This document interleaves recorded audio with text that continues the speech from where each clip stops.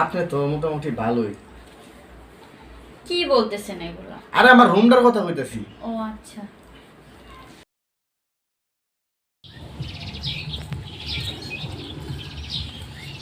আচ্ছা ভাইয়া, হ্যাঁ, এইখানে কি রুম পাওয়া যাবে?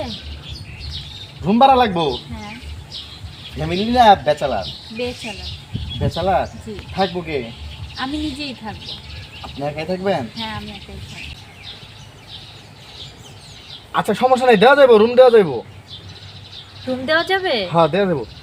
আচ্ছা আমার কথা শুনেন, আচ্ছা বলেন। কম টাকায় একটা রুম আমারে দেখা দেন। কম টাকায়? হ্যাঁ। থাকবেন একা আবার কম টাকায়? আপনি যদি চান তাহলে কম টাকার বলতে কিরকম টাকার ভিতরে আপনার রুম লাগবে? এই 1000-1500 এরকম। 1500? হ্যাঁ। এত কম দামের রুম তো আমাকে দেখতে নাই গা। একটু দেখেন না ভাই, চেষ্টা করেন। বলতাছেন আপনার তো তো এখানে দেখতে। অনেক বাসা চেনা জানা আছে, আমার তো চেনা জানা নাই, যার জন্য আমি আপনাকে ধরছি। আরে একটু না, দেখেন। এটা আমারই বাড়ি, আমার বাড়িতে রুম খালি আছে, কিন্তু আমার কথা এনে ভাড়া বেশি, 6000 টাকা ভাড়া। দেখেন না ভাই, আমার জন্য একটু কমাইতে পারেন কিনা? আপনার জন্য তো কমানো যাইবই। আপনি করেন কি? ভাই আমি একটা গার্মেন্টসে কাজ করি, বুঝছেন? আর গার্মেন্টসে কাজ করে কত টাকাই পাই বলেন? আপনি আমার জন্য ছোটোখাটো একটা রুম দেখে দেন, আর কম দামের ভিতরে একটা রুম দেখেন, ঠিক আছে?